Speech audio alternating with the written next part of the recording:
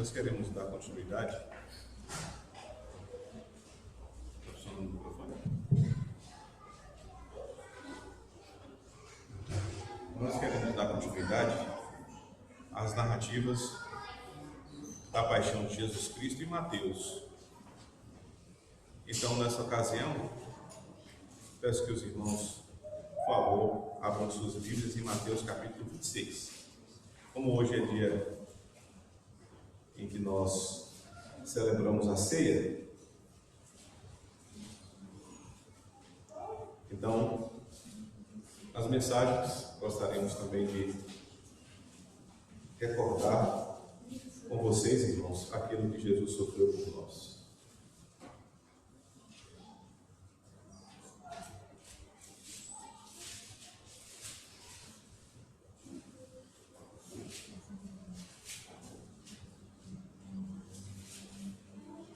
Então, Mateus capítulo 26, e nós vamos ler a partir do verso 69 até o final do capítulo.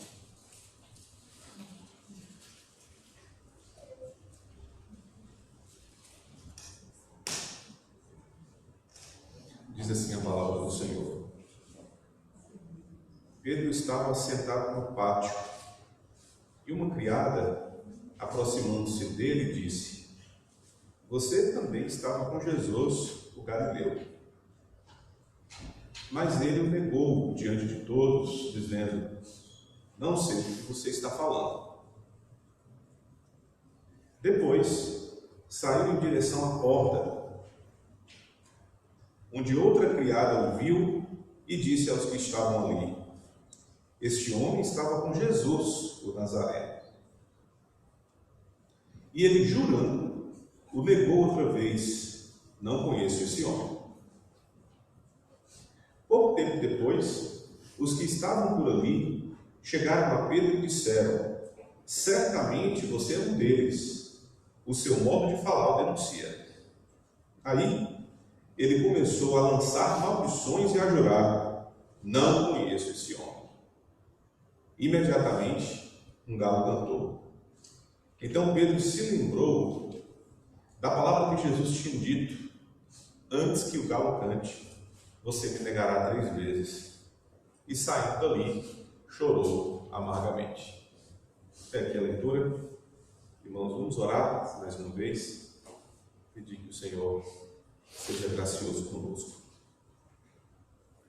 Santo Deus e Pai, te agradecemos porque, como igreja, temos o bom privilégio de te cultuar, de te adorar, render graças ao Senhor.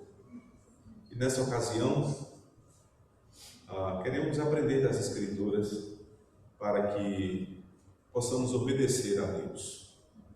Fortaleça-nos, nos dê, Senhor, boa inclinação para as Escrituras e boa afeição por elas. E que nessa noite saiamos daqui edificados conforme a verdade do Evangelho. Abençoa-nos, dirija-nos, é o que te pedimos com gratidão, em nome de Jesus Cristo. Amém.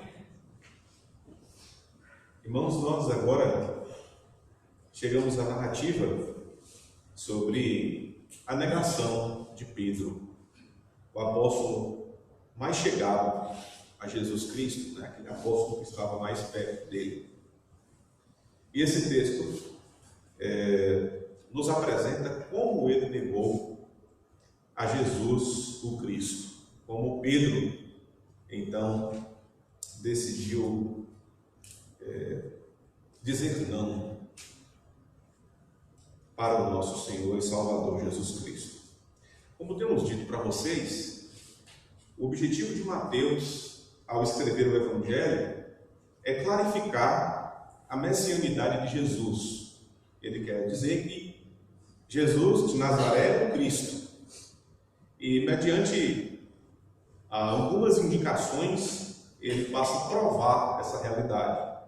Jesus é o Messias prometido por Deus desde os tempos mais remotos nas páginas das Escrituras.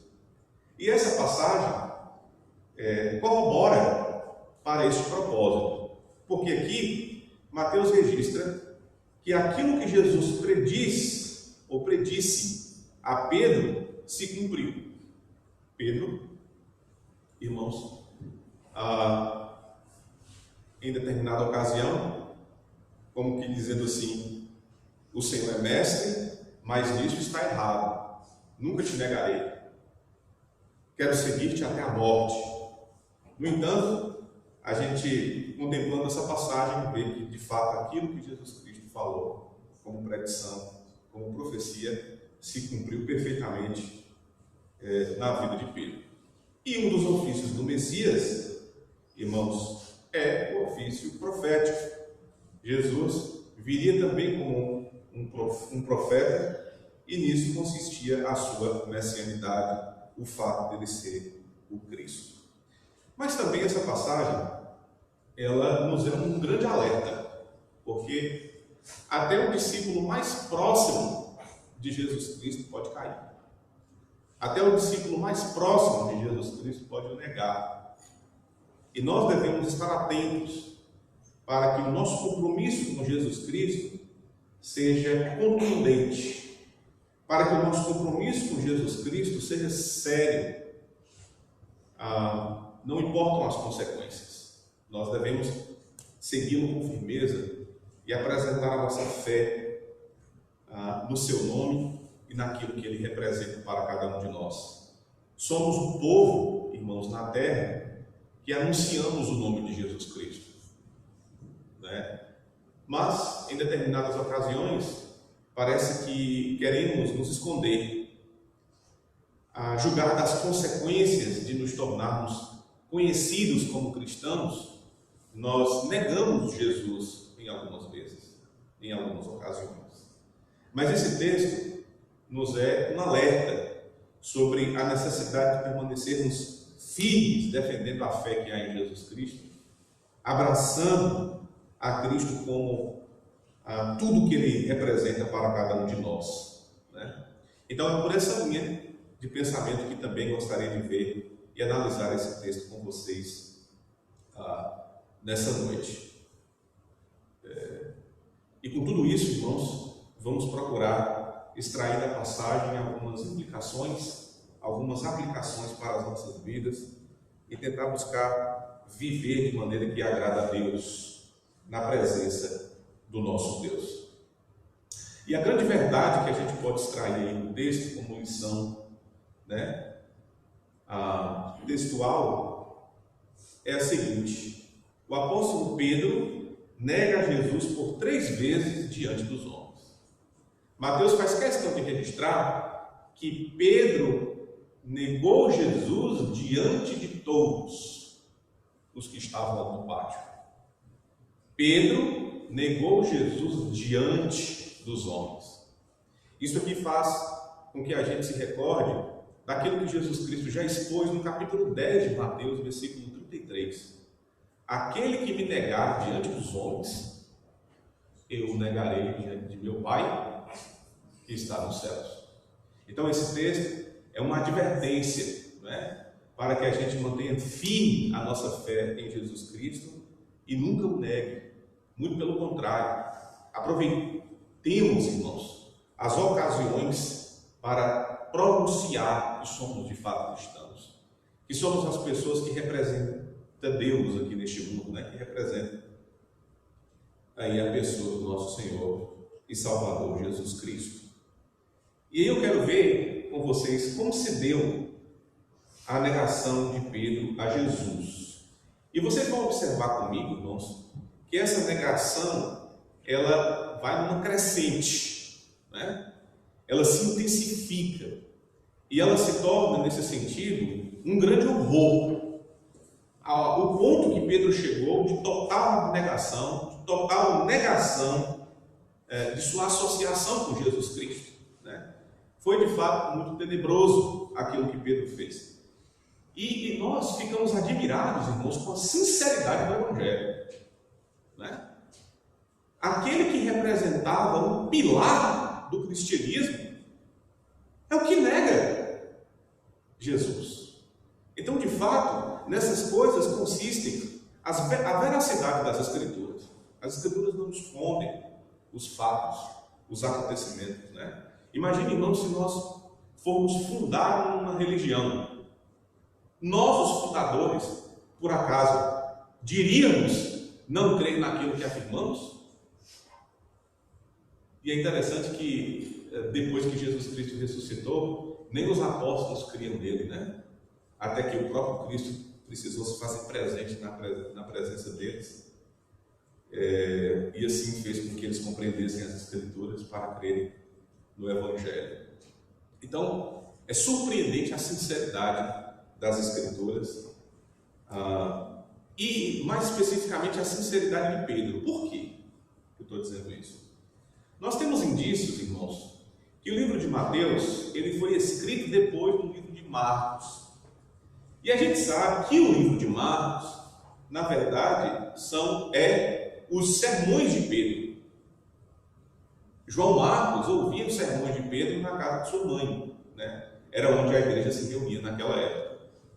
E uma vez que esse incidente está contido no Evangelho, a gente entende que isso partiu do próprio Pedro. Pedro, irmãos, é quem anunciava a sua negação nos sermões que pregava no tempo primitivo, né? E aí eu posso imaginar Pedro anunciando isso e ao mesmo tempo anunciando a grandeza do amor de Deus, do perdão de Jesus Cristo em reconstituí-lo no ministério apostólico e reencaminhá-lo ao serviço da graça, ao serviço do reino de Deus. Então, dizendo isso, vamos então, agora para o texto, irmãos, e observar como foi que Pedro negou a Jesus. Em primeiro lugar, nós vamos ver uma negação feita sob dissimulação, versículos 69 e 70. Depois, 71 e 72, veremos uma negação feita sob juramento. E por último, 73 a 75, uma negação feita sob maldição. E nisso, nós podemos observar a crescente da negação de Pedro, e a que nível, e a que grau de negação Pedro chegou. E tudo isso, irmãos, é para advertência, né, de cada um de nós. É necessário que a gente observe a passagem para aprender mais das Escrituras. Então vamos lá, em primeiro lugar, observar aí a primeira negação de Pedro que foi feita sob dissimulação. Veja o versículo 69. Pedro estava sentado no pátio. Aqui, esse versículo nos remete ao versículo 58. Veja só a leitura do 58. E Pedro seguiu de longe até o pátio do sumo sacerdote, entrou e sentou-se com os guardas para ver o que aconteceria. O que Mateus está nos informando aqui, irmãos, é que aquele incidente em que Jesus Cristo estava sendo julgado no Sinédrio e a negação de Pedro foram eventos que aconteceram simultaneamente, ao mesmo tempo. Enquanto Jesus estava sendo interrogado pelo Sinédrio, Pedro no pátio estava negando o Senhor. E aí, com isso, Mateus tem como objetivo contrastar os episódios. A maneira como Jesus Cristo agiu diante do Sinédrio e a maneira como Pedro agiu diante daquelas pessoas que estavam no pátio. O contraste aqui se acentua no que Mateus disse por seguinte. Ele diz assim: Pedro estava sentado no pátio e uma criada. A palavra grega, traduzida aqui por criada, não é só criada, mas vem associada a essa expressão pequena criada. Significa, irmãos, que ela não era alguém de grande expressão, vamos dizer assim, na sociedade. Ela não era um soldado romano. Ela não era um sumo sacerdote. Enquanto Jesus estava enfrentando a liderança de Israel, Pedro estava sendo confrontado por uma pequena criada que não trazia nenhum perigo, vamos dizer assim, né? Mas mesmo diante daquela situação, Pedro então nega o Senhor Jesus Cristo. Ele vai perceber que entrou na cova dos leões, né? E ele tenta, de alguma forma, se desvencilhar de sua associação com Jesus Cristo, porque lá na frente poderia perder a vida, né? E aí diz o texto para a gente: Pedro estava sentado no pátio e uma criada, aproximando-se dele, disse: você também estava com Jesus, o Galileu.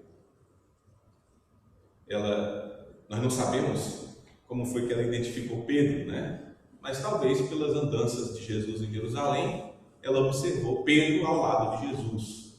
E mais especificamente o fato de que ela trata Jesus aqui como o Galileu, né?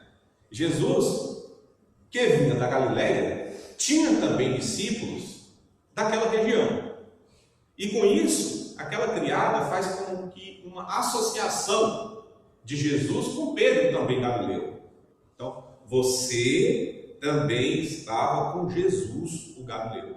E Mateus quer enfatizar essa realidade, né? Essa associação de Pedro com Jesus, que era Galileu, e Pedro também Galileu. Então aqui existe uma confrontação. Pedro foi até agora confrontado, irmãos, em relação à sua associação com Jesus.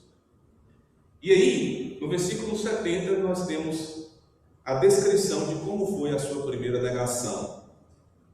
Mas ele o negou diante de todos, dizendo: não sei do que você está falando.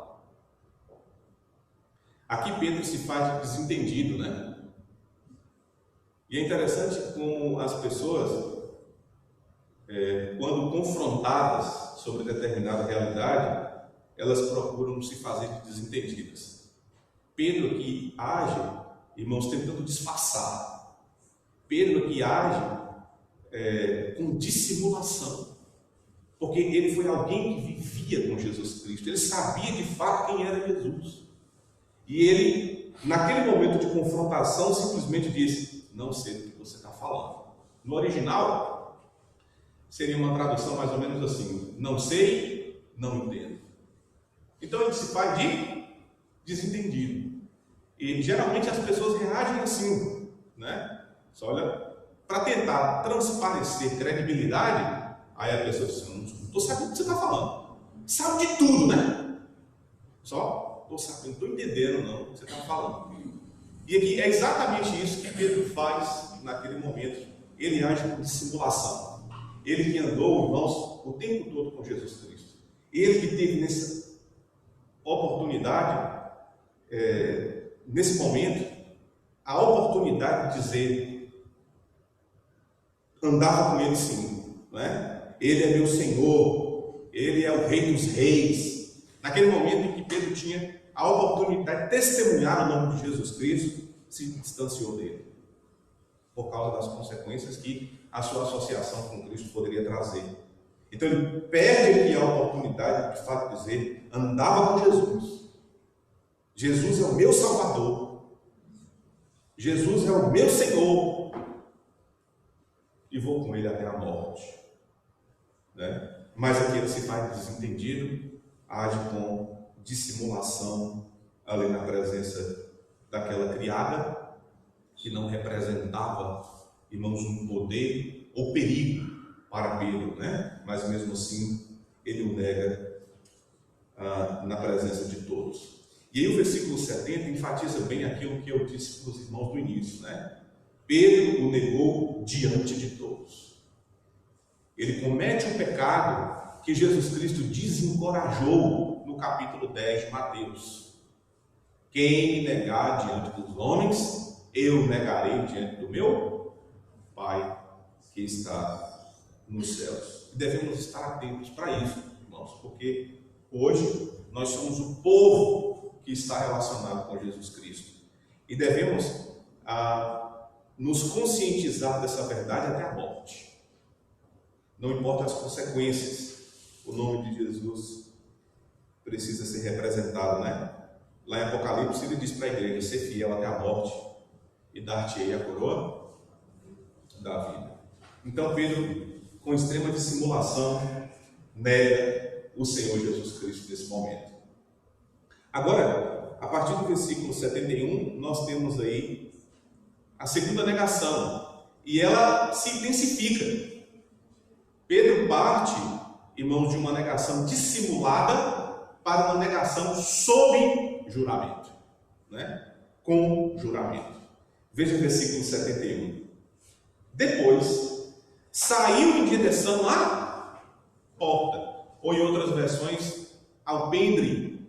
Esse era o local de entrada no palácio. Mas o local de entrada no palácio era também um local de saída. E Pedro aqui, irmãos, começa a sair de fininho, né? Sabe, o negócio aqui vai começar a complicar.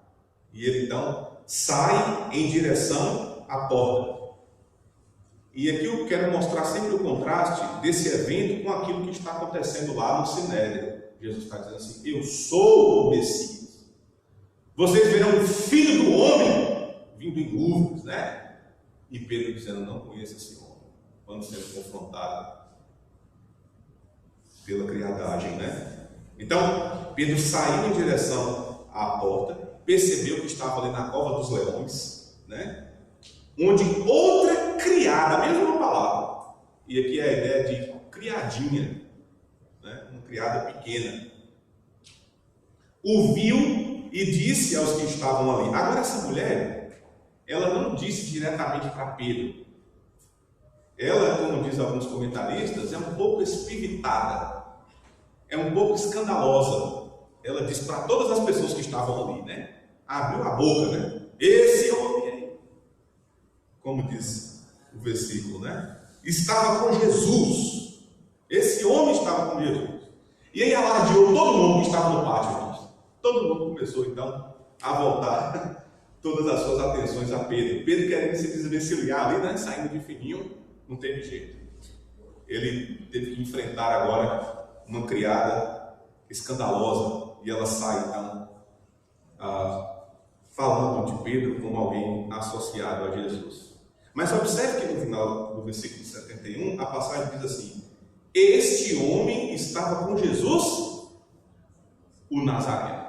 É importante isso daqui, irmãos, porque Mateus quer nos mostrar o grau da negação de Pedro, quão intensa e quão má e perversa foi a negação de Pedro. Por quê? Lá no capítulo 2, Mateus vai dizer que Jesus, para cumprir as profecias do Antigo Testamento, seria chamado de Nazareno. Pedro, aqui nessa ocasião, vê as Escrituras se cumprindo em Jesus. Aquela criada chamando Jesus de o Nazareno. E mesmo vendo, irmãos, as Escrituras sendo cumpridas na pessoa de Jesus, e tendo a oportunidade de dizer: de fato Ele é o meu Senhor, Ele é o meu Salvador, as Escrituras estão cumprindo aqui com veracidade disso. Em vez de eles aproveitar essa oportunidade, veja o que acontece. Versículo de número 72. E ele jura, o negou outra vez: não conheço esse homem. Agora a questão se intensifica, porque Pedro fala sobre juramento. As pessoas naquela época, irmãos, como nos dias de hoje também, né? Se recorriam a juramentos para obter credibilidade. Tipo assim: eu juro por Deus, eu juro por minha mãe mortinha. O pessoal tem esse costume de fazer esse tipo de coisa. E as pessoas juram para tentar obter credibilidade. Elas sabem que estão erradas, mas eles recorrem a juramento para tentar, portanto, transparecer crédito para todas as pessoas. E é isso. E é exatamente isso que Pedro faz aqui. Jesus, irmãos, já havia alertado seus discípulos, dizendo assim: vocês não devem jurar, devem dizer sim, sim, não, não. Eu não quero que vocês aparentam ser sinceros, eu quero que vocês sejam sinceros, né? Não precisam recorrer a juramentos. E aqui, mais essa oportunidade, Pedro peca, né, e recorre aí a juramento para negar o Senhor Jesus Cristo. Não conheço esse homem. perdeu a oportunidade de testemunhar do nome de Jesus Cristo e falar de quem Ele é e do que Ele representa. E agora, irmãos, nós caminhamos aí para a terceira negação, e a negação mais intensa, mais tenebrosa, mais vil das três, né? Diz aí versículo 73, pouco tempo depois, os que estavam por ali, agora todo mundo, né? Depois da criada escandalosa, todo mundo então chega perto de Pedro, diz aí: certamente você é um deles, o seu modo de falar o denuncia. Então eles chegaram ali para Pedro e disseram assim: olha, Pedro, você é um daqueles que andava com Jesus, o seu sotaque te denuncia. E é interessante, irmãos, que o sotaque realmente define de onde uma pessoa vem, né? Se alguém chegar aqui falando de uma forma específica, a gente vai identificar. Só esse camarada aqui é de Minas Gerais, né? E a gente sabe aqui peculiarmente como funciona o sotaque de um mineiro, ou então o sotaque de um carioca. A gente já identifica logo: esse rapaz aqui é do Rio de Janeiro. Ou então o sotaque paulista, né? Se bem que hoje você vai em São Paulo e você só escuta sotaque baiano. Parece que tem mais baiano em São Paulo do que paulista, né?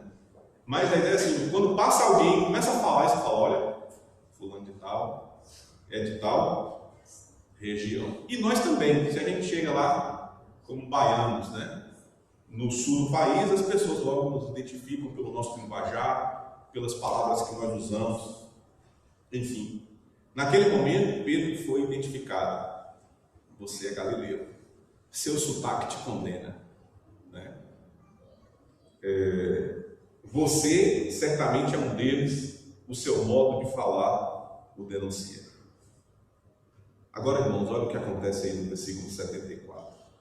Aí, geralmente, o texto grego utiliza uma expressãozinha para então, para narrar, né? Então. Só que aqui, no versículo 74, a expressão que Mateus usa é um então intenso, para chamar realmente a nossa atenção para o fato.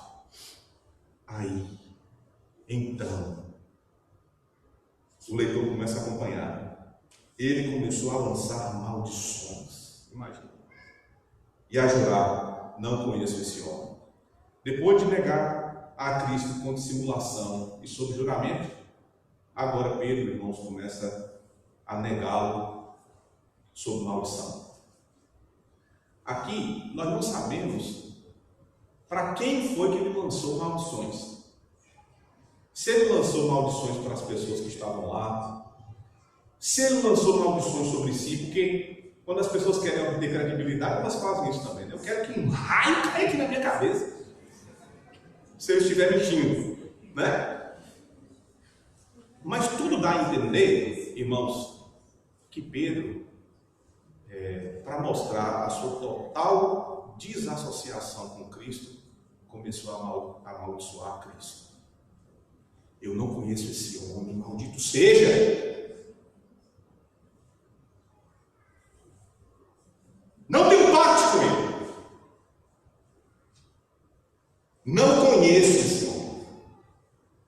Diz o versículo 74. E aí o texto diz: imediatamente o galo cantou. E aí eu quero chamar a sua atenção para a cena, irmãos. Pedro estava ali diante dessas pessoas em confronto, nega Jesus Cristo 3 vezes. O evangelho escrito por João diz que por uma porta, por uma janela, Jesus olhou para Pedro, Pedro olhou para Jesus, o galo canta. Que situação, né? E naquele momento, o canto do galo apresenta duas coisas específicas. Primeiro, irmãos, é que o galo cantou como uma denúncia, como que dizendo assim: Pedro, você pecou. O cocoricó do galo diz para Pedro: Pedro, você pecou, você está em falta. Mas ao mesmo tempo, irmãos, é um cocoricó de graça. O que eu estou querendo dizer com isso? Pedro, com o cantar do galo, teve a oportunidade de se lembrar, né? E ao se lembrar, se arrepender do que fez. E é isso que acontece com as nossas vidas. Nós, por exemplo, estamos num local como esse e nos reunimos em Recife para louvar ao Senhor, para fazer uma autoavaliação. O cocoricó, às vezes, vem nos nossos corações e lembramos, olha, estou em falta com Deus assim. E é a maneira de Deus, irmãos, derramar graça nas nossas vidas, porque nós vamos nos transformando, nós vamos melhorando os nossos passos e assim vamos glorificando a Deus. Imediatamente o galo cantou. E verso 35 diz: então Pedro, se lembrou da palavra que Jesus tinha dito: antes que o galo cante, você me negará 3 vezes. A ênfase aqui que Mateus quer dar é na messianidade de Jesus. Porque Jesus, irmãos, ele não só previu que Pedro iria negar, mas previu os detalhes. Ele disse que Pedro iria negá-lo 3 vezes e antes do canto do galo. Então, é como que Mateus estivesse dizendo assim: de fato ele é o Messias, o Cristo, prometido nas páginas das Escrituras. Ele é alguém que conhece o futuro, que conhece a realidade por vir. E isso aqui entra em contraste com o que nós hoje observamos aí dentro dos arraiais evangélicos como teísmo aberto, no qual as pessoas dizem que Deus abriu mão de sua onisciência, irmãos, para se relacionar melhor com o ser humano. Isso não existe. Jesus Cristo sabe de todos os detalhes daquilo que ainda há de acontecer para manifestar o seu poder, para manifestar a sua messianidade. E aí diz o versículo, para a gente concluir, né? E Pedro, saindo dali, chorou amargamente. Como eu disse para vocês, eu costumo imaginar Pedro pregando, né? Dizendo essas coisas para os ouvintes, mas ao mesmo tempo, em contraste, dizendo assim: como Jesus me amou. Eu que o neguei 3 vezes, ele me amou, perdoou o meu pecado e me restituiu ao apostolado, né? Como expressão da graça de Deus na vida de Pedro. Eu reuni aqui algumas aplicações, irmãos, para as nossas vidas e peço então a atenção de vocês. A primeira é a seguinte: até mesmo o discípulo mais próximo de Jesus pode cair. Isso nos diz que é necessário que sejamos humildes e que reconheçamos a nossa limitação. Todos podemos cair. É por isso, irmãos, que devemos orar e vigiar. Pedro, então, ali na presença de Jesus Cristo, disse: eu não vou cair. O Senhor não me conhece. O Senhor não sabe da minha força e da minha capacidade. Eu não vou cair, eu vou até a morte. Jesus, no Getsemane, recomenda aos seus discípulos: vigiem e orem, para que não caiam em tentação. Em vez disso, Pedro estava fazendo o quê? Dormindo. Chegou numa ocasião como essa, irmãos, agora de verdadeira confrontação, e ele então cedeu. Toda a coluna petrina desabou, né? Então, serve de grande aplicação para as nossas vidas. Até o discípulo mais próximo de Jesus pode cair. Devemos viver, irmãos, sempre em oração, sempre em vigilância. O Espírito, na verdade, está pronto. Nós temos prontidão para servir a Deus, né? Nós queremos servir a Deus com alegria, mas a carne é fraca. Então é necessário orar, vigiar, para seguir Jesus de perto. Segunda coisa, Jesus é o Cristo prometido por Deus nas Escrituras. Ele cumpriu o ofício profético como prova dessa realidade. Então, quando se cumpre perfeitamente aquilo que ele predisse a Pedro, isso mostra a realidade de ser ele o Messias e faz com que nós podemos crer nessa verdade, né? Deus prometeu alguém desde os tempos mais remotos para nos substituir e remir os nossos pecados, e esse alguém é Jesus Cristo. E em terceiro lugar, a partir aqui da perspectiva de vida de Pedro, eu gostaria de destacar o seguinte: há misericórdia quando nos arrependemos de nossas falhas. Deus está sempre pronto, irmãos, a estender a mão. Jesus restituiu Pedro ao apostolado. Quando há arrependimento, Deus nos aceita. Quando há arrependimento, Deus está sempre pronto a recomeçar conosco. E aí eu faço uma pergunta para vocês nessa noite: quantas vezes vocês já negaram Jesus?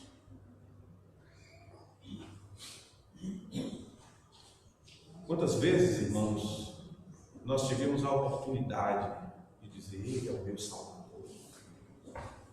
e vou com Ele até a morte, mas em vez disso, nós viramos as costas para o Senhor, né? Que nos arrependamos a fim de viver vidas que de fato glorifiquem a Deus e que haja plena identificação com Jesus Cristo. Deus nos abençoe. Vamos orar e assim passaremos para a ceia.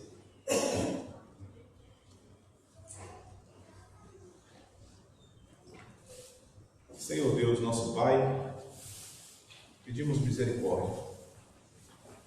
Estenda a boa mão sobre nós, ó Deus, e perdoa-nos de nossas falhas, de nossa displicência.